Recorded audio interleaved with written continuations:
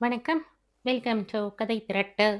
இந்த வீடியோவில் நம்ம என்ன கதை கேட்க போறோம்னா, எழுத்தாளர் பிவிஆர் அவர்கள் எழுதிய அதிர்ஷ்ட தேவதை கதையின் முதல் பகுதி. வாங்க கதைக்குள்ள போகலாம். 1986ஆம் வருடம் டிசம்பர் 5 வெள்ளிக்கிழமை. சாண்டில்யா பிரதர்ஸ் என்ற நிறுவனத்தின் ஆரம்ப உரிமையாளர் கிருஷ்ணா சாண்டில்யாவின் பேரன் ரமேஷ் சாண்டில்யா இன்று காலை பம்பாய்க்கு ஓடியிருக்கிறான். நாளை மறுநாள் ஞாயிறன்று அவனுடைய மோகினி மகாலட்சுமியில் ஓடுகிறது. ஏற்கனவே 4 பந்தயங்களில் தொடர்ந்து மற்ற குதிரைகளை பின்னுக்கு தள்ளியிருந்த மோகினி இந்த ஞாயிறன்றும் தனக்கு தங்க கோப்பையையும் 1,00,000 ரூபாய் பரிசு பணத்தையும் அள்ளி கொடுக்கப் போகிறது என்று ரமேஷ் நம்பியிருக்கிறான். நிறுவனத்தில் மேனேஜர், உதவி மேனேஜர் என்ற பதவிகள் எதுவும் கிடையாது. தனக்கு அந்தரங்க காரியதரிசி போல நடந்து கொள்ளக்கூடியவன் KSV ரமணி ஒருவன்தான் என்று எண்ணிய ரமேஷ் அவனை தலைமை குமாஸ்தாவாக வைத்துக்கொண்டு அவன் மூலம் மற்ற குமாஸ்தாக்களிடமிருந்தும் ஏனைய சிப்பந்திகளிடமிருந்தும் வேலை வாங்கினான். சம்பள விஷயத்தில் ரமேஷ் சற்று தாராளமாக இருந்ததால் ஒட்டிக் கொண்டவர்கள் விலகவில்லை. முதலாளி ஊரில் இல்லை என்றால் ஆபீஸாக இராது, ஒரு மன மகிழ் மன்றமாக மாறிவிடும். இந்த மன்றத்தில் இருந்து விடுபட்டு தனித்து நிற்கிறவன் நெய்ரோஸ்ட் கிச்சாதான். அவன் தனக்குத்தானே பேசிக்கொள்வான், சிரித்து கொள்வான். ஆனால் ஒரு நாள் கூட அழுதது கிடையாது. ஆகஸ்ட் 10ஆம் தேதி அன்று தனது 28வது பிறந்த நாளை மௌன சோகத்துடன் கொண்டாடிய டைப்பிஸ்ட் சுகந்தி அவ்வளவாக ஆபீஸ் அக்கப்போரில் கலந்து கொள்ள மாட்டாள். ஒரு ஆண் துணை இன்னும் அமையவில்லையே என்ற தாபத்தில் அவள் தன்னுள்ளேயே முடங்கிப் போவாள். ரமணி மீது அவளுடைய மனம் புயலாய் அடித்து கொண்டிருந்தது. ஆனால் அவன் ஓர கண்ணால் கூட அவளுக்கு கிருபை காட்டவில்லை. காரணம், அவனுடைய இரு கண்களும் மணிமாலா மீதே நிலைத்து போயிருந்தன. மணிமாலா தன் பெயரை மாலா என்று அடக்கி வைத்திருந்தாள். ரமணி அழைக்கும் பெயர் மாலு. அவளை பற்றி நினைக்கும் போதெல்லாம் ரப்பர் மெத்தை நெஞ்சில் விரியும். மாலுவும் ஒரு குமாஸ்தா. இந்த 3 குமாஸ்தாக்கள் மற்றும் டைப்பிஸ்ட் சுகந்தியை தவிர 2 சிப்பந்திகளும் ஒரு வாட்ச்மேனும் உண்டு. அவர்களில் வெங்கடாச்சலம் என்கிற வெங்கிக்கு வயது 60 போகிறது. ரமேஷுக்கு ரேஸ் விஷயங்களில் குழப்பம் ஏற்படும் போதெல்லாம் கீதோபதேசம் செய்கிறவன் வெங்கிதான். அவனுடைய உபதேசம் பீஷ்மர் துரோணர்களை எல்லாம் வீழ்த்தவில்லை என்றாலும் பல அஸ்வங்களின் மூலம் பணத்தை மாறி கொடுத்திருக்கிறது. இதனால் வெங்கியும் பணம் ஏதும் கட்டாமலேயே பலன் அடைந்திருக்கிறான். வாட்ச்மேன் மயில்சாமியை மாலை 6 மணிக்கு மேல்தான் பார்க்க முடியும். இதன் காரணமாக அவனால் மணமகிழ் மன்றத்தில் கலந்து கொள்ள முடியாது. கடைசியாக ரங்கன் ஒருவன் அவனுடைய விரலை விட்டால் நறுக்கென்று கடிக்க வேண்டாமோ? ரங்கன் விரலை நாக்கால் மெதுவாக தடவி கொடுக்க கூட மாட்டான். பாம்பு, தேள், வெறிபிடித்த நாய் இவற்றையெல்லாம் கண்டு பயப்படாத அவன் மற்ற மனிதர்களை கண்டு பயந்தான். இந்த பயம் அவன் அம்மாவின் வயிற்றில் இருக்கும் போதே பிறந்த பயம் என்று ரமணி கருதினான். ரமணியின் ஆத்மார்த்த சிநேகிதன் ரங்கன் என்றால் ரங்கனுக்கு ரமணி ஒரு விஸ்வரூபம் போல. ரமணி நண்பன், ரமணி வழிகாட்டி, ரமணி ஒருவன்தான் அவனுடைய நல் வாழ்க்கையில் அக்கறை கொண்டுள்ளவன். ரமணிதான் அவனை என்றும் ஏமாற்றாமல் இருப்பான்.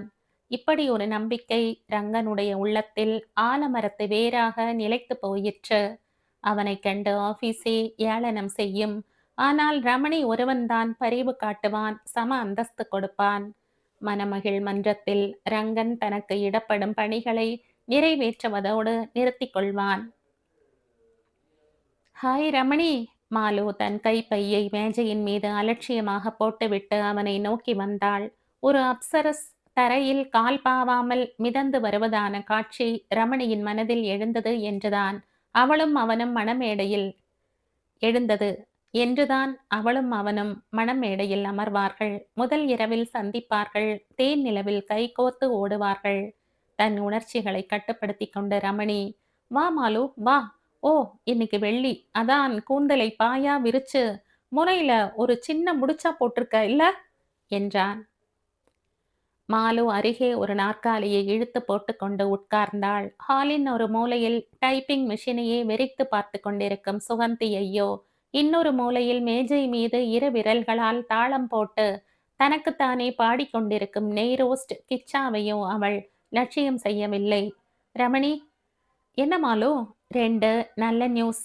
பெரிய நல்ல நியூஸை முதல்ல சொல்லு. நேத்து ராத்திரி நீங்க என் சொப்பனத்துல வந்தீங்க. இது என்ன பெரிய நியூஸ் மாலு? நான் தினசரி வந்தாகணுமே. நேத்து ஸ்பெஷலா வந்தீங்க ரமணி. இதுவரையில் செய்யாததை நீங்க செய்தீங்க. என்ன சொல்ற மாலு? வெக்கமா இருக்கு. நாம 2 பேரும் வெட்கப்படுற வயசுலயா இருக்கோம்? எனக்கு 30, உனக்கு 25. நீங்க என்ன ஒரு தடவ கூட தொட்டதில்ல. அதனால என்ன? நீ தொட்டு பாரு. சொப்பனத்துல நீங்க தொட்டதோட நிறுத்திக்கல ரமணி. பின்ன என்ன கட்டி, கட்டி பிடிச்சு முத்தம் கொடுத்து, அப்புறம் ஓ! ரொம்ப சுவாரஸ்யமா இருக்கே மாலு. சொல்லு சொல்லு. சொப்பனத்துல வந்தது நான் தானா? இல்ல வேற யாராவது? ஆ கோவிச்சுக்காத. என்ன அப்படி பார்க்காத. எனக்கு என்னமோ செய்யறது. கமான் மாலு. அப்புறம் நான் என்ன செய்தேன்? சொல்றேன். வணக்கம் ரமணி சார். வணக்கம் மாலு அம்மா. ரங்கன் ஃப்ளாஸ்குடன் வந்தான். காப்பி நன்னா ஸ்ட்ராங்கா இருக்கா ரங்கா? வேற எப்படி சார் வாங்குவேன்? இருங்க டம்ளர்ல எடுத்தாரேன். 2ஆ கொண்டு வா. அவன் நகர்ந்ததும் சிவ பூஜையில் கரடி வந்துதான் பார்த்திருக்கேன் என்று மாலை இழுத்தாள். கரடி வந்து பார்த்திருக்கியா? நான் கேள்விதான் பட்டிருக்கேன். இப்ப குரங்கே வந்தது. ரங்கனு குரங்குன்னு சொல்லாத மாலு. பாவம் அவன் அப்பாவி. ஆபீஸ்ல நாம இன்னைக்கு விசேஷமா இப்படி பேசுறோம்னு அவனுக்கு எப்படி தெரியும்? அவன்கிட்ட சொல்லி வைங்க ரமணி. என்னன்னு? நாம 2 பேர் இப்படி கிட்ட கிட்ட உட்கார்ந்து பேசிக்கிட்டு இருக்கிறப்ப அவன் இடையில வரப்படாதுன்னு. ரங்கம் ஒரு பரம சாது மாலு. தெரியும். நான் சாதுக்களை நம்புறதில்ல. தோ அவனே வர்றான். பேசாம இரு. 2 டம்ளர்களில் காஃபியை ஊற்றிய பிறகு ரங்கன் தன்னுடைய ஷர்ட் பாக்கெட்டில் இருந்து 3 காகிதங்களை எடுத்து ரமணியிடம் நீட்டினான். கூடவே ஒரு டைரியையும் மேஜை மேல் வைத்தான். ஏன் ரங்கா இப்படி பணத்தை லாட்டரி சீட்ல கொட்டி அழற? இந்த 5 வருஷத்துல நீ இதுக்காக எவ்வளவு செலவழிச்சிருக்க தெரியுமா? கிட்டத்தட்ட 5,000. ஒரு 50 ரூபாயாவது பரிசா திரும்பி வந்திருக்கா? காஃபியை பேசும்போது நடுநடுவே உறிஞ்சி உறிஞ்சி ருசித்த ரமணி ரங்கனை பரிதாபமாக பார்த்தான். ரங்கன் தலை குனியாமல் மௌனமாக நின்றான். இரு, டைரியில நம்பர்களை குறிச்சு தரேன். டிக்கெட்டு பத்திரம் ரமணி சார். கவலைப்படாதே, நீ வாங்கி இருக்கிற டிக்கெட் எல்லாம் பத்திரமா வீட்ல என் அலமாரியில இருக்கு. நல்லது ரமணி சார். நட்ட நடு ராத்திரியில நீ எழுப்பி கேட்டாலும் கிடைக்கும். உங்களை தெரியும் ரமணி சார். அப்புறம் இன்னொன்னு, உன் பேங்க் அக்கவுண்ட்ல இப்ப 3000 சொச்சம் இருக்கு. 2 வருஷம் முன்னாடி 5000 ரூபாய் டெபாசிட்டா போட்டிருந்தியே, அது 10ஆம் தேதி. அதான் அடுத்த புதன்கிழமை 6000 சொச்சமா கிடைக்க போறது. இன்னும் 2000 போட்டு 8000 பேங்க்லயே டெபாசிட் பண்றியா? டெபாசிட்ல இப்ப இருக்கிற பணமே இருக்கட்டும் ரமணி சார். நீங்க இப்ப சொன்ன 3000 சொச்சம் எனக்கு தேவைப்படும் போல இருக்கு. அவ்வளவுக்கும் லாட்டரி சீட்டு வாங்க போறியா? கேலி செய்யாதீங்க ரமணி சார். அப்ப எதுக்கு தேவைப்படும்னு சொல்லு. உங்களுக்கு பிடிக்காத சமாச்சாரமுங்க. ஹோ, கல்யாண விஷயமா? கேள்வி கேட்ட ரமணி அப்போதுதான் உணர்ந்தான். மாலி ஏற்கனவே எழுந்து போய்விட்டாள் என்று. வாயால் பதில் சொல்லாமல் ரங்கன் தலையாட்டினான். ரமணி அவனை ஏறிட்டு பார்த்தான். 5 அடி உயரமான குள்ள உருவம், வற்றலான சதை பற்றே இல்லாத உடல், உடல் அமைப்புக்கு சம்பந்தமில்லாத மண்டை, இன்னும் கொஞ்சமாவது சிறிதாக இருந்திருக்கலாம். முன் மண்டையில் ஏற்கனவே பிறந்திருந்த பாலைவனம் இன்னும் அகலமாகி ஒரு ஆற்று படுகை போல் இருந்தது. இருபுறமும் இருந்த ரோம கொத்தை எண்ணெய் தடவி சீவி இருந்தான். நல்ல வேளையாக கல்யாணம் செய்து கொள்ள வேண்டும் என்ற ஆசை துடிப்பில் உள்ளவன் மீசை வைத்துக் கொள்ளவில்லை. அது வேறு இருந்தால் அகோரமாக காட்சி அளித்திருப்பான். என்ன ரமணி சார் பேச மாட்டேங்கிறீங்க? அவன் குரலில் அழுகையின் கண்ணீர் ஓடியது. நான் யதார்த்தமா பேசினா உனக்கு பிடிக்கிறது இல்ல ரங்கா. நீ வாழ்க்கையில சந்தோஷப்படக்கூடாதுன்னு நான் நினைக்கிறதா நீ தப்பு கணக்கு போடுற. நீ மனசுக்குள்ள ஒரு முடிவு எடுத்துட்ட. அந்த முடிவு நல்ல முடிவுன்னு நான் சொல்லணும்னு நீ ஆசைப்படுற. ஆனா என்ன செய்யறது ரங்கா? நீயும் நானும் இந்த 4 வருஷமா ரொம்ப நெருங்கி பழகிட்டோம். நீ என்ன மலையா நம்பி உன் பணம், உடைமை, லாட்டரி சீட்டு எல்லாத்தையும் ஒப்படைக்கிற. நான் வஞ்சகம் செய்ய மாட்டேன்னு அப்படி ஒரு நம்பிக்கை. உன் நம்பிக்கை வீண் போகாதபடி நானும் ஆண்டவன் அருளால நடந்துண்டு வந்துண்டேன். ஆனா உண்மையான ஆத்மார்த்தமான சிநேகிதன்னா அவன் கொடுக்கிற புத்திமதியையும் ஏத்துக்கணும். ஆனா கல்யாண விஷயத்துல மட்டும் உன் மனசு என் மனசோடு உடன்பட மாட்டேங்குது. ரமணி சார், நான் உங்கள மனுஷனாகவே மதிக்கல. தெய்வமா நினைக்கிறேன். ஆனா தெய்வத்தோட பேச்சையும் கேட்க மாட்டேங்கிறியே ரங்கா. ஒரு பொண்ணோட வாழணுங்கிற ஆசை எல்லாருக்கும் இயற்கையா வர்ற ஆசைதானே ரமணி சார். இல்லைன்னு சொல்லல. ஆனா உன் நிலையை நீயே நினைச்சு பாரு. சோனியா இருக்க. மனசுல மட்டும் தெம்பு இருந்தா போதுமா ரங்கா? உடம்புலயும் இருக்கணும். நிறைய செலவாகுதேன்னு நீ பாட்டுக்கு செலவையே குறைச்சிருக்க. நீ ஒரு ஹோட்டல்ல ரூ. 5 கொடுத்து முழுசா சாப்பாடு சாப்பிட்டு நான் பார்த்ததில்ல. தினசரி ரூ. 2க்கு 2 பொட்டலம் மோர் சாதம் சாப்பிட்டால் உடம்பு எப்படி தேரும்? ராத்திரி 4 இட்லி தின்னுட்டு தண்ணிய குடிச்சிட்டு படுத்துக்கிற. உடம்பு என்னத்துக்காகும்? முட்டை, இறைச்சி, பால், காய்கறி இதெல்லாம் ஏன் சாப்பிடக்கூடாது? சாப்பிட மாட்டேன். ஏன்? பணம் செலவாகும். பணத்த சேர்த்து சேர்த்து என்ன சாதிக்க போற ரங்கா? எல்லாம் ஒத்துக்கிறேன் ரமணி சார். கல்யாணம் ஆயிட்டா என் பெண்டாட்டி சோறு ஆக்கி போடுவா. நிறைய பணியாரம் எல்லாம் பண்ணுவா. என் உடம்பு கொழு கொழுன்னு ஆயிடும். நீ உன் மனசுல போட்டோ பிடிச்சு எனக்கு காட்டுற பொண்ணு உனக்கு கிடைக்கணுமே ரங்கா. அப்படிப்பட்டவ எங்க இருக்கா? கிடைப்பா ரமணி சார். உன் 5 அடி உசரத்துக்கு ஏத்தபடி அவ அமையணும். நீ ஒரு சாது, நல்லவன். 2 வார்த்தை அடிச்சு பேச தெரியாது. உனக்கு வர்றவ ராட்சசியா இருந்தா உன்னை பந்தாடிடுவா. ரங்கன் பதில் சொல்லவில்லை. ரமணி சொல்வதெல்லாம் உண்மைதான். அவனுக்கு சாதாரணமாகவே பெண்களைக் கண்டால் பயம்தான். அவன் இப்போது தன் மனதுக்குள் மணமேடை கட்டி அதில் உட்கார வைத்திருக்கும் தனம் என்னும் தனபாகியம் நல்ல பெண் மாதிரி தென்படுகிறாள். ஒருவேளை ராட்சசியாக மாறிவிடுவாளோ? இது பற்றி அவன் தெரிந்து கொள்ள வேண்டும். ரமணிக்கு பிடிக்காதது எதையும் அவன் இதுவரையில் செய்ததில்லை. முதன் முறையாக அவனை மீறி செயல் புரியப் போகிறான். நாளைக்கு ரமணி அவனை பார்த்து ஏளனமாக சிரிக்க மாட்டான்தான். ஆனால் அன்னிக்கே சொன்னனே, ரங்கா என் பேச்ச கேட்டியா என்று பரிவும் கனிவுமாக கேட்பானே, அப்போது என்ன பதிலை ரங்கனால் கூற முடியும்? ரங்கன் மௌனமாய் வெளியேற ரமணி ஓரிரு வினாடிகள் அவனுடைய தளர்ந்த நடையையே பார்த்த வண்ணம் உட்கார்ந்திருந்தான்.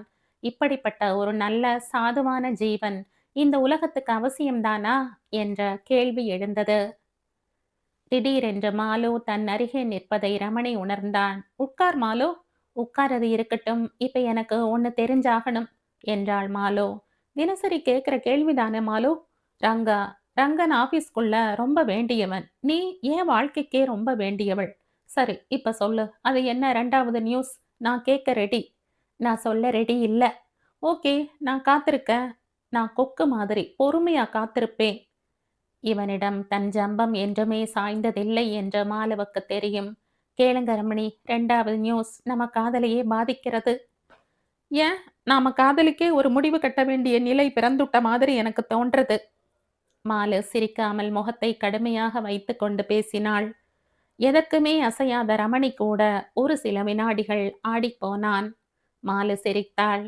என்ன ரமணி, ஷாக் அடிச்சாப்புல உட்காந்துகிட்டீங்க? ஷாக் அடிச்சிருந்தா உட்கார்ந்தா இருப்பமாலோ, கீழே விழுந்திருப்பனே. 2வது நியூஸ் சொல்லட்டுமா? ஓ இஷ்டம். ஒரு வழியா என் அக்கா கல்யாணம் முடிவாயிடுச்சு. எனக்கு ரயில்வே கேட்டை திறந்து விட்டாச்சு. ரொம்ப சந்தோஷம். நானே வந்து உன் அக்காவை பார்த்து வாழ்த்து சொல்றேன். எல்லாம் கல்யாணத்தன்னைக்கு சொன்னா போதும். என் அம்மாவுக்கு ஒரு ஆசை. என்ன? 2 பெண்களோட கல்யாணமும் ஒரே நாள்ல ஒரே மணமேடையில நடக்கணும்னு. ஒரே பிள்ளைக்கேவா? ரமணி, விளையாடாதீங்க. நான் 2 வருஷம் 24 மாசமா காதலிச்சுட்டு வரோம். நீ நினைக்கிற மாதிரி நம்ம கல்யாணம் அவ்வளவு எளிதா முடிஞ்சிடும்னு எனக்கு படல. ஏன் ரமணி, என் வீட்டுக்கு வந்திருக்கல்ல? ஒரே ஒரு தடவை. அன்னைக்கு ஈசி சேர்ல ஒருத்தர் உட்கார்ந்திருந்தாரே, அவர்தான் தாத்தா. போன நூற்றாண்டிலே பிறந்தவர். 1898. முழுசா இன்னொரு நூற்றாண்டையும் முடிச்சிட்டு அடுத்த நூற்றாண்டுல போய் சேரலாம்ங்கிற கனவோட இருக்கார். நம்ம கல்யாணத்துக்கும் உங்க தாத்தாவுக்கும் என்ன சம்பந்தம் ரமணி? இருக்கு, நிறைய இருக்கு மாலு. எங்க வீடு பெரிய வீடுதான். தாத்தாவுக்கு 30 வயசு இருக்கிறப்ப மயிலாப்பூர்ல கிரவுண்டு 500, 600ன்னு இருந்தது. பாட்டியோட மஞ்சக்காணி நிலத்தை வித்து நிலத்தை வாங்கி வீடும் கட்டினார். மராமத்து இலாகாவுல ஓவர் சீரா இருந்தாரா? கட்டுறது எளிதா இருந்தது. 5 கிரவுண்ட், அதுல 3000 சதுர அடிக்கு வீடு. இதெல்லாம் எதுக்கு சொல்றீங்க ரமணி? கொஞ்சம் பொறுமையா கேளு மாலு. பாட்டி போய் வருஷம் 10 ஆறது.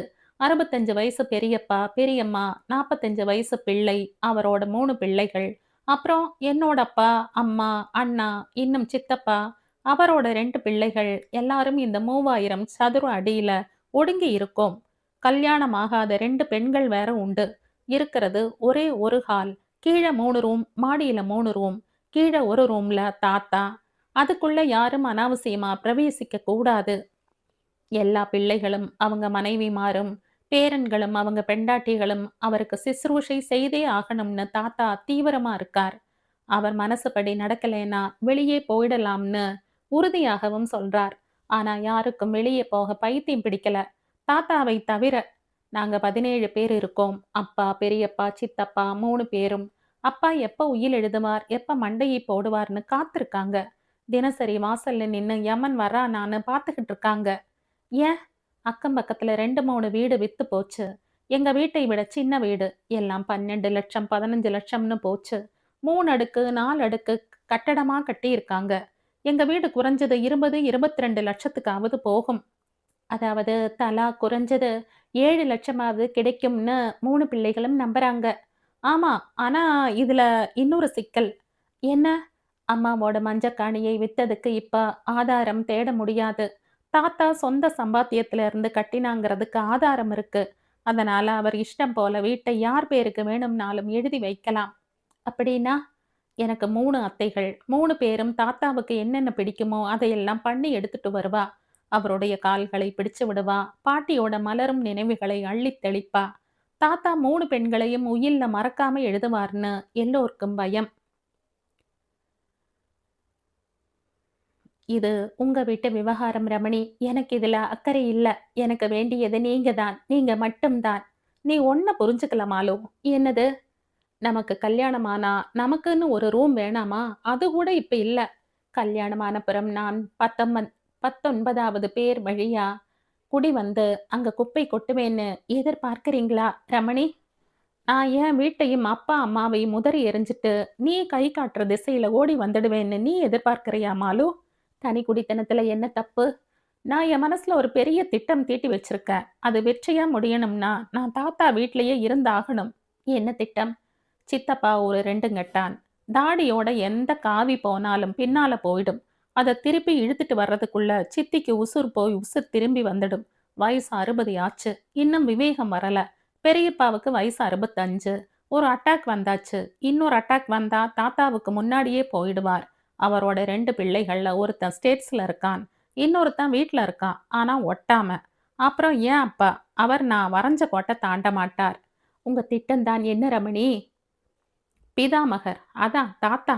ஒரு நாள் கண்ணை மூடித்தான் ஆகணும். அப்புறம் யாருக்கும் வீடு வேண்டாம். பணம் தான் வேணும்.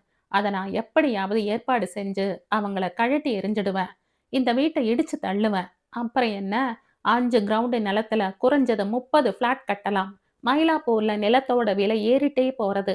இந்த இடத்துல சதுர அடி 300 ரூபாய்னாலும் கியூவுல மனுஷா வந்து நிப்பா.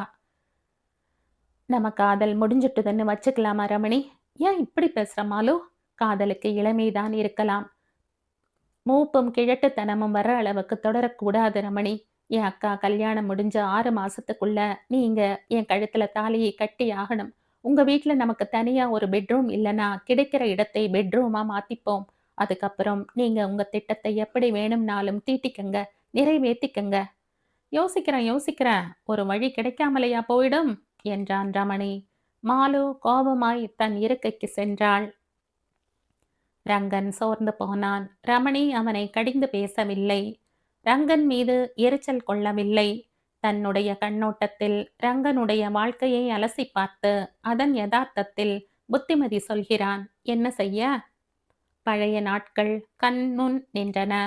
வானத்தில் பறந்து கொண்டிருக்கும் இரு பறவை திடீரென சந்தித்துக் கொள்வது போல. அவனும் ரமணியும் 4 ஆண்டுகளுக்கு முன் சந்தித்துக் கொண்டார்கள். ஆனால் பறவைகளைப் போல அவர்கள் உடனடியாக பிரிந்து விடவில்லை.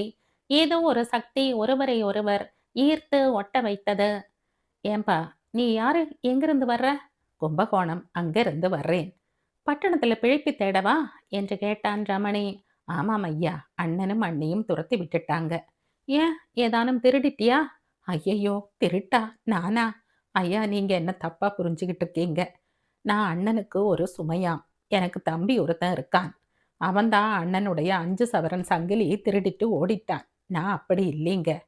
பிழைப்பு தேடிட்டு வந்திருக்கியே, உன்னால எந்த வேலை செய்ய முடியும்? வாயால ஊதினா காத்துல பறந்து கும்பகோணத்துல போய் விழுவ போல இருக்கு. உனக்கு யார் என்ன வேலை கொடுப்பாங்க? ரங்கனால் அழத்தான் முடிந்தது. உன்னை பார்த்தா சாதுவா படுறது, பாவமாகவும் இருக்கு. ஆமா, எதுவரையில படிச்சிருக்க? 8ஆம் கிளாஸ் ஃபெயிலுங்க. சாப்பிட்டியா? ம். என்ன? 2 பன், 1 டீ. கையில காசு இருக்கா? ரூ. 1 சில்லறையும். ஒண்ணு செய். என்னங்க? இப்ப என் வீட்டுக்கு வா. அங்க என் தாத்தா இருக்கார். அவருக்கு வயசு 90க்கு மேல் ஆறது. அவர் அறையை சுத்தம் பண்ணி, அவருக்கு வேண்டியதை செய். அவரோட வேட்டி துணிகளை தினசரி தோய்ச்சு வை. சரிங்க. எங்க வீட்ல நிறைய பேர் இருக்காங்க. ஆளுக்கு ஒரு வேலை சொல்வாங்க. செய்யறேன். ஆனா யாரும் சம்பளம் கொடுக்க மாட்டாங்க. ஐயா! பயப்படாத. 2 வேளை சாப்பாடு, காப்பி, பலகாரம் எல்லாம் கிடைக்கும். அது சரி, உனக்கு என்னென்ன பழக்கமெல்லாம் உண்டு? என்ன சொல்றீங்க ஐயா? பீடி, சிகரெட், பட்டை, கள்ளு கிடையாதுங்க. ஏன்பா ஒரு கெட்ட பழக்கமும் இல்லன்னா, எப்படி ஜாலியா வாழ்வ? நீ பொறந்ததே தப்பு. ரங்கன் பதில் சொல்லவில்லை. ஆமா, அது என்ன உன் பாக்கெட்ல மஞ்சளா தெரியுது? லாட்டரி டிக்கெட்டுங்க. ரூ. 1 டிக்கெட். ஓ! இந்த டிக்கெட்ட வச்சுக்கிட்டு லட்சாதிபதியா ஆயிடலாம்னு சொப்பனமா? அது சரி, இது பழக்கமா? 2, 3 வருஷமா வாங்கிட்டு வரேனுங்க. பணம்? மேட்டு தெருவில ஒரு ஹோட்டல்ல மேஜைய தொடச்சுக்கிட்டு இருந்தேன். மாசம் ரூ. 10 சம்பளம். சாப்பாடும் போடுவாங்க. அப்ப ஏற்பட்ட பழக்கம். எனக்கு தெரியும். மனுஷன்னு பொறந்தா ஒரு கெட்ட பழக்கமாவது இருந்தாகணும்னு. சரி வா எங்கூட. ரமணியின் வீட்டில் 3 மாதங்கள் ஆளுக்கு ஆள் அவனை உலுக்கி எடுத்தார்கள். ஒரு நாள், ரமணி, நாளைக்கு என் கூட ஆபீஸ்க்கு வா என்றான். ரங்கன் போனான். ரமேஷ் சாண்டில்யா ரமணியின் வேண்டுகோளை உடனடியாக ஏற்றுக்கொண்டான். பியூன் வேலை, ரூ. 100 சம்பளம். அன்று முதல் ரமணிதான் ரங்கனுடைய தெய்வம், ஆதர்ஷ புருஷன், வழிகாட்டி. இப்போது ரங்கனால் ரமணியின் சொல்லை மீறி நடக்கவும் முடியவில்லை. அதே சமயம் தன் ஆசையை அடக்கிக் கொள்ளவும் முடியவில்லை. சமீப காலமாக வாட்ச்மேன் மயில்சாமி மிகவும் நெருங்கி பழகுகிறான். பெற்ற பிள்ளை மீது இருக்கக்கூடிய பாசத்தையும் பரிவையும் காட்டுகிறான். ஏற்கனவே 3, 4 தடவைகள் அவனுடைய வீட்டுக்கு ரங்கன் போயாகிவிட்டது. தனத்தை பார்த்தாகிவிட்டது. அவளுடைய இளமை அவனை படாத பாடுபடுத்தியது. அவளுடைய கண்கள் சிரித்து பேசுவது போன்ற பிரம்மையை ஏற்படுத்தியது. ஒரு தாயில்லா பெண்ணுக்கு வாழ்வு அளிக்க வேண்டியது அவனுடைய கடமை என்று மயில்சாமி அவனிடம் மன்றாடி இருக்கிறான். தனத்தை பார்த்தாலே பாவமாக இருக்கிறது. குடித்து குடித்து தன்னையே சீரடித்து கொண்டு வரும் மயில்சாமி திடீரென்று கண்ணை மூடிவிட்டால் அப்புறம் தனபாகியத்தின் கதி என்னாகும்? ஊர்ல இருக்கிற அயோக்கியர்களும் ரவுடிகளும் ஓநாய்களாக அவளை சீரழித்து விடுவார்களே. திடீரென்று ரங்கனுடைய மனதில் ஒரு உறுதி பிறந்தது. ஆனால் மறுகணமே ரமணி உறுதியை குலைப்பது போலப்பட்டது. ரங்கா ஏறிட்டு பார்த்தான். ரமணி சார் நீங்களா? என்ன அசை போட்டுட்டு இருக்க? ஒண்ணும் இல்ல ரமணி சார். அப்போ உனக்கு புத்தி சுவாதீனம் இல்லைன்னு அர்த்தம். ரமணி சார், எனக்கு எல்லாம் தெரியும் ரங்கா. மயில்சாமி நல்லவன் இல்ல. அவன் பொன் தனமும் உனக்கு ஏத்தவ இல்ல. அவளை இந்த நிமிஷத்துல இருந்து மறந்துடு. நீ கல்யாணம் பண்ணிக்கவே வேண்டாம். ரமணி சார், ஏன் சார் இப்படி ஒரு தண்டனையை எனக்கு கொடுக்குறீங்க? அழுகையை நிறுத்து. ஃப்ளாஸ்க் எடுத்துட்டு போ. ஸ்ட்ராங்கா 2 கப் காஃபி. ரங்கன் மௌனமாய் நகர்ந்தான். ரங்கனுக்கு ரமணி ஒளி, திசை காட்டும் நட்சத்திரம், வழிகாட்டி. அவனுடைய வார்த்தைகள் வேதம். ஆபீஸ் முழுவதுமே ரமணியை எதிர்த்து நின்றாலும் ரங்கன் ரமணியின் கட்சி. ரங்கனை ஒரு மனிதனாக மாற்றியவனே ரமணி அல்லவா? சென்னையின் திசை தெரியாமல் அலைந்து கிடந்தபோது அவனுக்கு ஆதரவு காட்டி தன் வீட்டில் சில மாதங்கள் அடைக்கலம் கொடுத்து அதன் பிறகு இந்த ஆபீஸில் ஒரு வேலையும் வாங்கி கொடுத்து வாழ வைக்கிறவன் ரமணிதானே. இதுவரையில் ரமணி ஒரு கோட்டை கிழிக்கவும் ரங்கன் வாய்ப்பு கொடுத்தது இல்லை.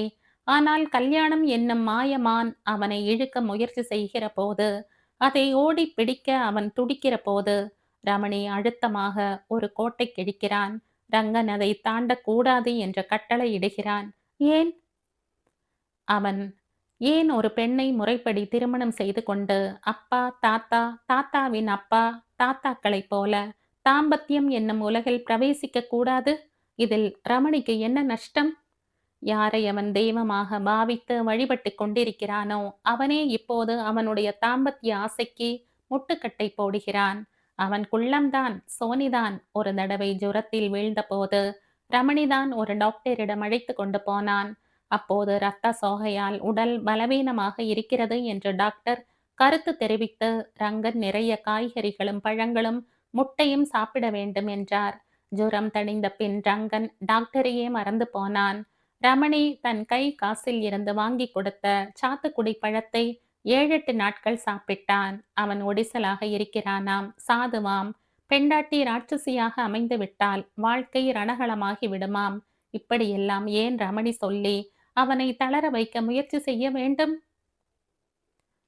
ஆபீஸ் கடிகாரம் 6 அடித்தது. எல்லோரும் போயாகிவிட்டது. கம்பெனி அதிபர் விசேஷ சலுகையாக ரங்கன் ஆபீஸிலேயே தங்கிக் கொள்ள அனுமதித்திருக்கிறார். தங்குவதற்கு தனி இடம் தேடினால் குறைந்தது ஒரு சிறிய குடிசைக்கு 50 ரூபாயாவது அழ வேண்டும்.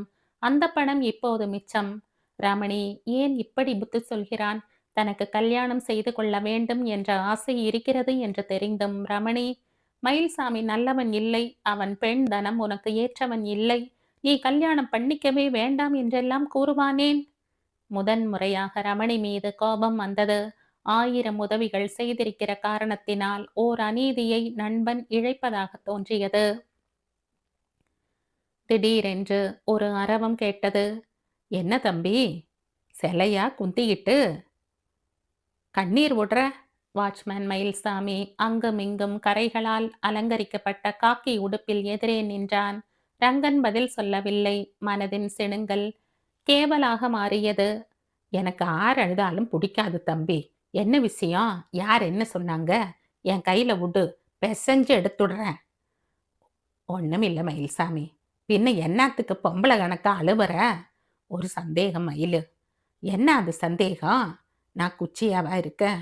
என் உடம்புல தெம்பு இல்லையா? அதுக்கு என்ன இப்ப? என்ன மாதிரி ஆளுங்க கல்யாணம் கட்டிக்க கூடாதா? எந்த மடப்பை சொன்னா? யார் சொன்னா என்ன மயிலு? நீ பதில் சொல்லு. 18 வயசுல நான் எப்படி இருந்தேன் தெரியுமா? பயந்தாங்கனக்கா. பசங்கள் எல்லாம் எலும்பை எண்ணி பார்ப்பாங்க. இப்ப எப்படி இருக்கும் பாரு, வஸ்தாது மாதிரி இல்ல. நீ என்ன சொல்ற மயிலு? நீ ஜோரா படா ஜோரா கல்யாணம் கட்டிக்கலாம் தம்பி. அது கூடாதுன்னு இந்த அப்பங்காரனுக்கு பட்டிருந்தா என் பொண்ணையே உனக்கு கட்டி வைக்க ஆசைப்படுவனா? அப்போ கல்யாணம் செஞ்சுக்கலாம்னு சொல்றியா மயிலு? என் பொண்ணை உனக்கு பிடிச்சிருக்குல்ல? தனத்தை பிடிச்சு போச்சுன்னு வாட்டியா பார்த்தப்பவே சொல்லிட்டேனே மயிலு. அப்ப ஜல்தியா அவளை கட்டிக்க. அடுத்த வருஷமே அவன் உன் புள்ளைய என் பேரப்பையனா கொடுப்பா. உண்மையாலுமா மயிலு? பொண்டாட்டி புருஷனா 2 மாசம் வாழ்ந்தாலே போதும் தம்பி, கொழு கொழுன்னு ஆவறதுக்கு. அப்ப என் உடம்புல சதை ஏறும்னு சொல்றியா? இதுல என்ன சந்தேகம் உனக்கு? இந்த பைத்தங்கா பூசணிக்கா மாதிரி ஆச்சு. நீயே ஆயிடுவ. சரி, எதுக்கு சும்மா சும்மா இந்த பேச்சு? இந்த ஞாயிற்றுக்கிழமை நம்ம வீட்டுக்கு சோறு தின்னு நீ வரப்போறேன்னு தனங்கையில சொல்லிட்டேன். பலான்னு பணியாரமெல்லாம் செய்ய போறதா சொல்லுச்சு. உனக்கு ஒரு விஷயம் தெரியுமா தம்பி? என்ன மயிலு? அதுக்கு உன்னை பிடிச்சு போச்சு. ரங்கன் ரமணியை அக்கணம் அடியோடு மறந்து போனான். கல்யாணத்தை எங்க வச்சுக்கலாம் மயிலு? என் வீட்லயே வச்சுக்கிட்டா ஏகப்பட்ட சனம் வரும். நான் என்ன சொல்றேன்னா சொல்லு மயிலு. உன் வீட்டு ஆளுங்க யாரெல்லாம் வருவாங்க தம்பி? யாரும் இல்ல. என் அண்ணங்காரன் தம்பிக்காரன் எல்லாரும் இருக்காங்களே. ஒரு அக்கா கூட இருக்குதில்ல. அவங்க யாரும் எட்டி கூட பார்க்க மாட்டாங்க. அப்ப ரொம்ப சுழுவா போச்சு என்ற மயில்சாமி, எனக்கு ஒரு 5-6 பேர் தான் இருக்காங்க என்றான். ரமணி சார் வரணும், மாலு அம்மா அப்புறம் கிச்சா எல்லாரும் வரணும். இவங்களெல்லாம் வேணாம் தம்பி. அவங்களுக்குன்னு கல்யாணத்தை பெருசா நடத்தணும். ஏன் அவசியம் செலவு செய்யற? இத காதும் வச்சாப்புல நடத்தி போடுவான். மயிலு நீ இப்ப என்ன சொன்ன? அவங்கெல்லாம் வேணாம்ன ஏன் தப்பா? அது இல்ல, செலவு பத்தி பேசினியே. ஏன் இன்னா தப்பு? எங்க ஊர் வழக்கம். புள்ள வீட்டார் தான் கல்யாண செலவு செய்யணும். புடவை தாலி எல்லாம் புள்ள செலவு. தனம் காதுல ஜிமிக்கி போட்டுட்டு இருக்கு. அவ அம்மாவோட ஒரு சோடி வளையல் இருக்கு, அதையும் கொடுத்துடுறேன். ஒரு சில நிமிடங்கள் ரங்கன் சோர்ந்து போனான். தனத்துக்கு 200 ரூபாயில் ஒரு புடவையையும் தங்க முலாம் பூசிய நகைகள் கொஞ்சமும் வாங்கத்தான் அவன் திட்டம் போட்டிருந்தான். இப்போது மயில்சாமி ஒரு குண்டை அல்லவா போடுகிறான். நீ என்ன யோசிக்கிற தம்பி? இஷ்டமில்லாட்டா சொல்லிடு. கண்ணப்பன்னு நம்ம தெரு பையன் ஒருத்தன் என் பொண்ணு மேல வலை வீசிக்கிட்டு இருக்கான். பஸ் கம்பெனியில 500 ரூபாய் வாங்குறான். ஆனா உன்னை தனத்துக்கு பிடிச்சு போச்சு. உனக்கு இப்ப இஷ்டம் இல்லாட்டி சொல்லிடு. அந்த புள்ளைக்கு என் பொண்ணை கட்டி வச்சுடுறேன். மயில் சொல்லிவிட்டு பீடியை வாயில் வைத்து கொண்டான். கை பேண்ட் பாக்கெட்டுக்குள் தீப்பெட்டியை தேடிக் கொண்டிருந்தது. ரங்கனுக்கு வியர்த்தது. தனம் இன்னொருத்தனுக்கா? பல நாட்களாக ஒவ்வொரு இரவும் தனம் அவன் சொப்பனத்தில் வருகிறாள், சிரிக்கிறாள், அவன் அருகே உட்காருகிறாள், படுக்கிறாள். அப்படிப்பட்ட தனம் இன்னொருவன் கைக்கு போவதா? இஷ்டம் இல்லைன்னு நான் எப்ப சொன்ன மயிலு? செலவு தான் அதிகமாகிடுமேன்னு பயமா இருக்கு. செலவே இல்லாம எப்படி தம்பி உன்னால ஒரு பொண்ணு கழுத்துல தாலி கட்ட முடியும்? செலவு குறைக்கணும் அவ்வளவுதானே. கந்தசாமி கோவில் பக்கத்திலேயே இருக்கு. நடந்தே போடலாம். அங்க கட்டிடு தாலிய. வேறு வழி தோன்றாமல் ரங்கன் தலையாட்டினான். 1986 டிசம்பர் 7 ஞாயிறு. பிடாரி அம்மன் கோவில் தெருவில் இருந்து கிளை விட்ட ஒரு சிறு சந்தில் கட்டிப்போட்ட எருமைகளுக்குத்தான் இடம் இருந்தது. சாணியும் எருமையின் கழிவு நீரும் சின்ன பின்னமாக்கப்பட்ட வைக்கோல் பிரிகளும் சந்தை அலங்காரம் செய்தன. தன் கிராமத்து கால்களுக்கு செருப்பு அனாவசியம் என்று பட்டணத்துக்கு வந்த அன்று எடுத்த முடிவை ரங்கன் இன்னும் மாற்றிக்கொள்ளவில்லை. ரமணி பர்மா பஜாரில் மலிவு விலையில் சிங்கப்பூர் செருப்பு வாங்கி கொடுத்திருந்தான். அதை ரங்கன் ஆபீஸுக்குள் மட்டுமே உபயோகித்தான். இப்போது செருப்பு இல்லாமல் இந்த சந்துக்குள் நடந்து வரும்போது தன்னைத்தானே பாராட்டி கொண்டான். செருப்பு இந்த அசுத்தத்தில் வீணாகி இருக்கும். கால்களை அலம்பி சுத்தம் செய்து விடலாம். செருப்பு அப்படியா? ஓடு வேய்ந்த ஒரு சிறு வீட்டின் முன்பக்கத்து அறையில் தனம் அவனுக்காக காத்திருந்தாள். வாயா, நீ 10:30 மணிக்கு தான் வருவேன்னு அப்பா சொன்னாரு. இப்ப மணி 9:45 தானே ஆகுது. வலது கையில் கட்டியிருந்த கை கடிகாரத்தை பார்த்து கொண்டே தனம் பேசினாள். என்னமோ வரணும் போல தோணுச்சு. அதான் வந்தேன். மயில்சாமி இல்லையா? இருக்கிறது ஒரு ரூம்பு. இதுல நான் ஒருத்தி தான் இருக்கேன். அப்பா இல்லையான்னு கேட்கறையே? ஒரு பேச்சுக்கு கேட்டேன் தனம். உனக்கு என்ன பிடிச்சு போச்சுன்னு அப்பா சொன்னாரு. ரங்கன் பதில் சொல்லவில்லை. எனக்கும் உன்னை பிடிச்சு போச்சியா? நெசத்த சொன்னா உன் வழுக்க தலை, குச்சி உடம்பு, கட்டை விரல், உசரம் இதையெல்லாம் பார்த்து எந்த பொண்ணுக்கும் உன்னை பிடிக்காது. ஆனா எனக்கு பிடிச்சு போச்சு. ஏன் சொல்லு பாப்போம்? தெரியல தனம். நீ சாது ஐயா, நல்ல ஆம்பளை. அப்பா சொன்னாரு, நீ காசுக்காக அனாவசியமா செலவு செய்ய மாட்டேன்னு. நீ காசு அனாவசியமா செலவு செய்ய மாட்டேன்னு. தனம் அவனை தாண்டி வந்து கதவை சாத்தினாள். அப்பா வர்றதுக்கு இன்னும் 1 மணி நேரம் ஆகும் என்று சொன்னவள் அவன் அருகே வந்தாள். குந்தியா? உட்கார்ந்தான். அவள் அவன் அருகே அமர்ந்தாள். நீ நல்ல புள்ள சொன்னவள் அவனுடைய கன்னத்தை வருடினாள். ரங்கனுடைய உடல் பரபரத்தது. கூடவே ஒரு பயம் கவ்விக்கொண்டது. இவள் என்ன செய்ய போகிறாள்? வேண்டாம் என்று நடுக்கத்துடன் தலையாட்டினான். ரங்கன் தன் கையை மேலும் அவளிடமிருந்து விலக்கிக் கொள்ள தனம் அவனுடைய இரு கைகளையும் பற்றி இழுத்து முகத்தின் மீது வைத்து கொண்டாள். எனக்கு ஆசையா இருக்கியா? தட்டு தடுமாறி ரங்கன், நமக்கு இன்னும் கல்யாணம் ஆகல என்றான். போயா, நீ இவ்வளவு நல்லவனாவும் இருக்கக்கூடாது சொல்லிவிட்டு தனம் எழுந்தாள், சிரித்தாள். பற்களின் வெண்மை சூரிய ஒளியாக அவன் கண்களை கூச வைத்தது. அன்று ஆபீஸுக்கு திரும்புகையில் ரங்கனுடைய நடையில் அவள் உணர்ந்தறியாத மிடுக்கு இருந்தது. வழியில் தென்பட்ட எல்லா பெண்களுமே தனமாக காட்சியளித்தார்கள். என்ன அழகான கருப்பு, என்ன வாலிப்பான உடல். இப்போதே அவன் மீதுதான் எவ்வளவு ஆசை. தான் பிறந்த பிறவிக்கு ஒரு அர்த்தம் பிறந்து விட்டதாக ரங்கனுக்கு தோன்றியது. 1986 டிசம்பர் 8 திங்கள். ரங்கன் தலை தாழ்த்தி மிகவும் பணிவாக ரமணியின் முன் நின்றான். என்ன ரங்கா, என்னாச்சு? உடனே ரங்கன் பதில் சொல்லவில்லை. மௌனம் சாதித்தான். சொல்லு, பயப்படாம சொல்லு, நான் கோபிச்சுக்க மாட்டேன். பணம். உன் பணம், அதை பத்தி பேச ஏன் இப்படி உடம்ப வளைச்சு குழையற? 1000 ரூபாய். எத்தனையான எனக்கு என்ன? இந்த பாஸ்புக் நீயே போய் பேங்க்ல இருந்து எடுத்துக்க. ரமணி வலது புற டிராயரை திறந்து பாஸ் புத்தகத்தை எடுத்து மேஜை மேல் போட்டான். ரமணி சார், என் பேர்ல கோபமா இருக்கீங்க. நான் யாரு உன் மேல கோபிச்சுக்கிறதுக்கு? நீங்க தானே எனக்கு எல்லாம் ரமணி சார். என் காதுல பூ சுத்தாத. நான் தான் எல்லாம்னா என் பேச்சுக்கு நீ மதிப்பும் மரியாதையும் கொடுத்திருக்கணும். சரி சரி பாஸ்புக்கை எடுத்துட்டு போ. இனிமேல் அத நீயே வச்சுக்க. ரமணி சார், என்னைக்கு கல்யாணம்? வர்ற வெள்ளிக்கிழமை. எங்க? கந்தசாமி கோவில்ல. நான் உண்டா? நீங்க மட்டும்தான் உண்டு. மாலு அம்மா கூட கிடையாது. ஆழம் தெரியாம குட்டையில கால் வைக்கிற மயில்சாமி ஒரு முதலை. அவன் பொண்ணு அவனையே முழுங்குற பெரிய முதலை. இப்ப நான் சொல்றப்ப வேம்பா கசக்கும். நாளைக்கு அனுபவிக்கிறப்ப இன்னைக்கு நான் சொல்றதெல்லாம் நினைவுக்கு வரும். போ, பணத்தை எடுத்து மயில்சாமி தலையில கொட்டு. கண்ணீர் மல்க ரங்கன் வங்கி புத்தகத்தை எடுத்துக்கொண்டான். அவன் நகரும்போது, ரங்கா, என்ன ரமணி சார், பாஸ்புக்கை இப்படி கொடு. ஏன் சார், முதல்ல கொடு. ரங்கன் நீட்ட லபக்கென்று பறித்து கொண்டான். ரமணி சார், மறுபடியும் பிடிவாதமா என் கல்யாணத்தை எதிர்க்கிறீங்களே, இது உங்களுக்கே நல்லா இருக்கா? மத்தியானம் 3 மணிக்கு என்ன வந்து பாரு. அப்ப பேங்க் மூடி இருக்குமே. சொன்னது கேளு போ. கோபமும் அழுகையுமாய் ரங்கன் ஹாலின் மூலையை தஞ்சமடைந்தான். டைப் அடிப்பதை நிறுத்திவிட்டு, என்ன ரங்கா, என்னாச்சு? மாலுவை கொஞ்சறதை விட்டுட்டு ரமணி உங்கிட்ட சாடினானே, எதுக்கு என்று சுகந்தி கேட்டாள். தன் நிலையை யாரிடமாவது சொல்லி அழ வேண்டும் போல தோன்றியது ரங்கனுக்கு. சுகந்தி கிடைத்தாள். ஆனால் கல்யாணத்தை பற்றி பேசவில்லை. அது ரகசியம். மயில்சாமி திருப்தியுடன் பீடியை நீண்ட தூரத்துக்கு இழுத்து ஆற அமர புகையை கக்கினான்.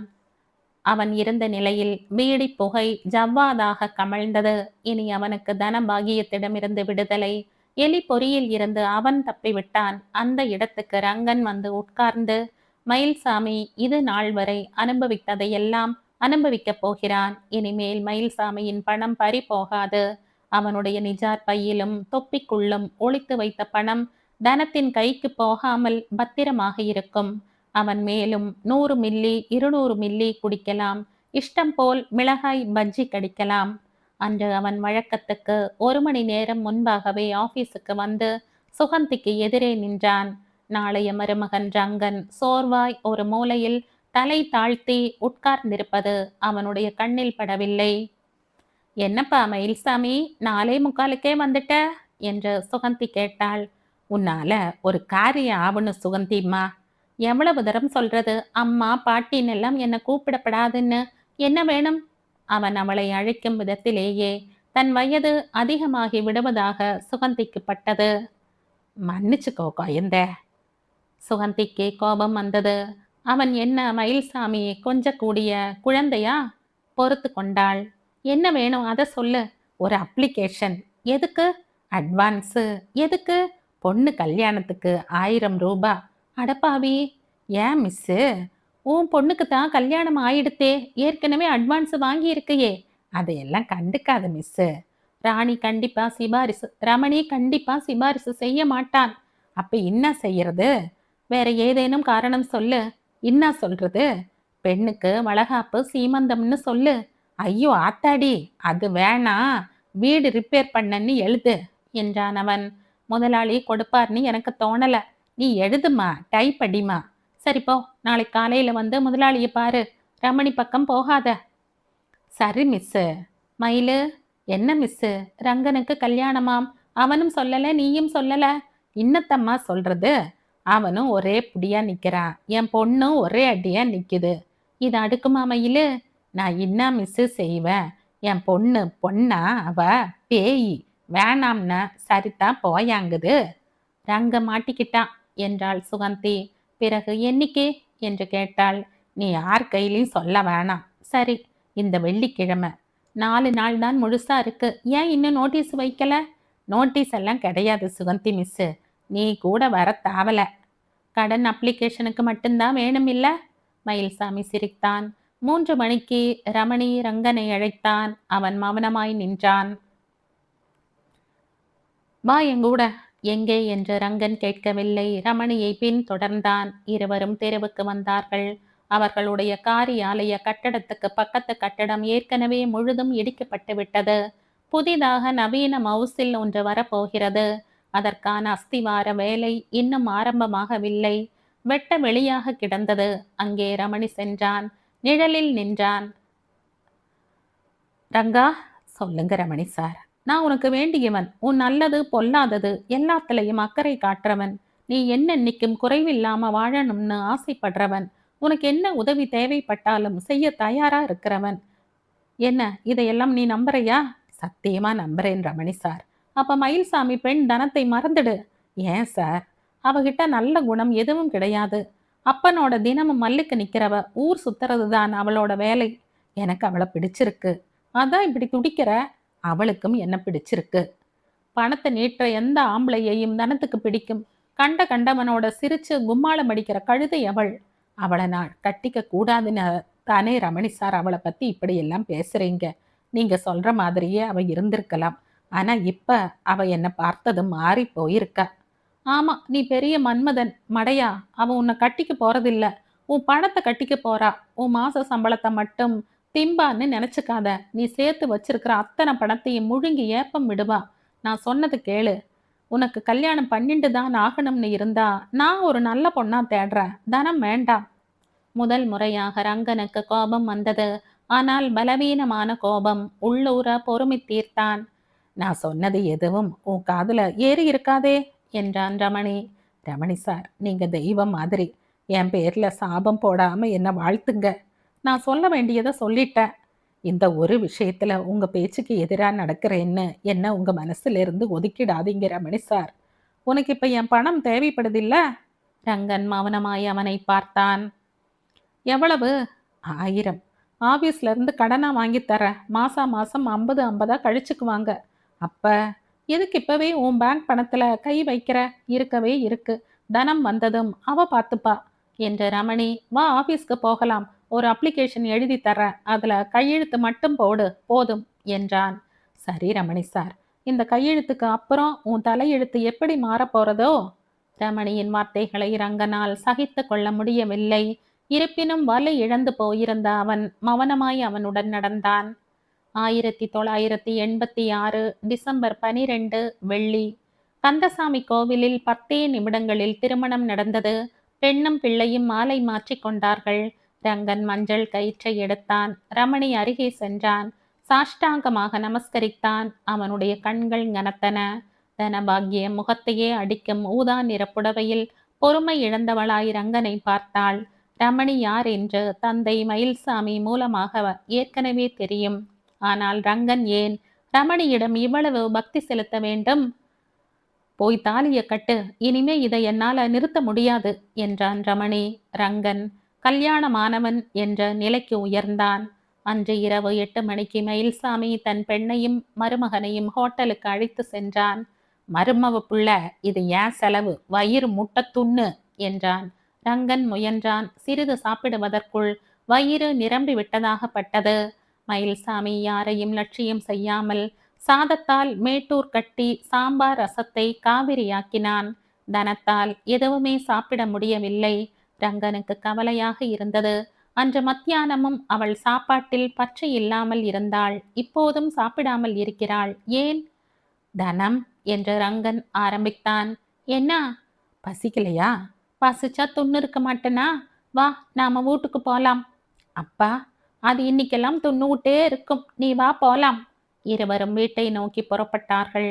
மயில்சாமி கண்டுகொள்ளவில்லை.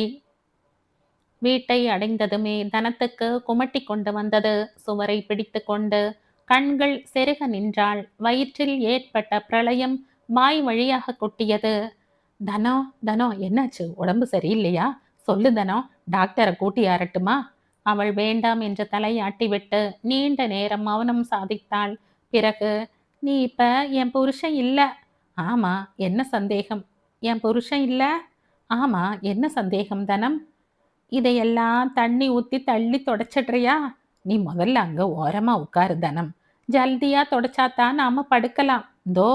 தலையணையில் தலை விழுந்ததும் தனம் தூங்கிவிட்டாள். பல தடவை விரல் நடுக்கத்துடன் அவளுடைய முகத்தையும் இடையையும் ரங்கன் நெருடினான். அவள் உடம்பு அசையவும் இல்லை. அவனுடைய முதல் இரவு இப்படியா முடிய வேண்டும்? மறுநாள் காலை 8 மணிக்கு மயில்சாமி வந்தான். தம்பி. என்ன மயிலு? ரங்கனுக்கு மாமா என்று அழைக்க வரவில்லை. நீயே என் பொண்ணு, இங்கிருங்க, நான் போறேன். எங்க போற என்றாள் தனம். இனிமே நான் ஆபீஸ்லயே தங்கிக்கலாம்னு இருக்கேன். துட்டு குடுத்துட்டு போ. தோ உன்னை கட்டிக்கிட்ட புருஷன் இருக்கான். இனிமே அவங்கிட்ட வாங்கிக்க சொன்ன மயில்சாமி ஒரு சிறு பெட்டியை எடுத்தான். அது என் பொட்டி தொடாத என்றாள் தனம். நீ புச்சா ஒன்னு வாங்கிக்க தம்பி. என் பொண்ணுக்கு நல்ல பொட்டியா வாங்கி கொடு என்று கூறிய மயில்சாமி தனக்கு இருந்த ஓரிரு துணிகளை பெட்டியில் அள்ளி போட்டு கொண்டான். போன மாசத்து கொடக்கூலியே பாக்கி என்றாள் தனம். மருமவ புள்ள குடுப்பான் என்ற மயில்சாமி. வர்றன் தம்பி, என் பொண்ணை நல்லா பாத்துக்க. நான் அப்பப்ப வந்து அவளை பாத்துக்கிறேன். அவள் போனதும், போன மாசம் 60 ரூபா, இந்த மாசம் 60 ரூபா கொடக்கூலி கொடுக்கணும் என்றாள் தனம். கொடுத்துடலாம். வீட்ல தம்மா துண்டு அரிசி இல்ல, ஒரு புட்டி கிருஷ்ணாயில் இல்ல, எல்லாம் வாங்கி ஆகணும். வாங்கலாம். பணம் எவ்வளவு வச்சிட்டு இருக்க? ரங்கன் கணக்கு போட்டு பார்த்தான். ஆபீஸில் கடனாக வாங்கிய 1000ல் 30 ரூபாய் பாக்கி இருந்தது. வேட்டி, புடவை, தங்க முலாம் பூசிய பித்தளை நகைகள், மாலை மற்றும் கோவில் செலவுகள் எல்லாமாக பணம் கரைந்து விட்டது. இப்ப செலவுக்கு எவ்வளவு வேணும் தனம்?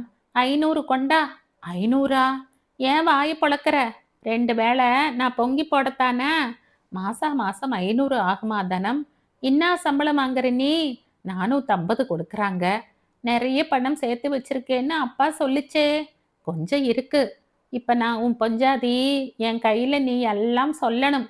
3000 ரூபாய் இருக்கு என்ற ரங்கன் பிக்சட் டெபாசிட் பற்றி கூறவில்லை. அப்ப ஒரு 1000 எடுத்தா எனக்கு புடவை, ரவிக்க, பாடி, பாவாடை எல்லாம் வாங்கணும். 1000மா? ஆமா 1000 தான். பொண்டாட்டி கேட்டா புருஷன் வாங்கி தருவான். உனக்கா தோணவானாம்? நேற்று இரவு முக்கி முனகிய தனமா இப்போது இப்படி முரட்டுத்தனமாக பேசுகிறாள்.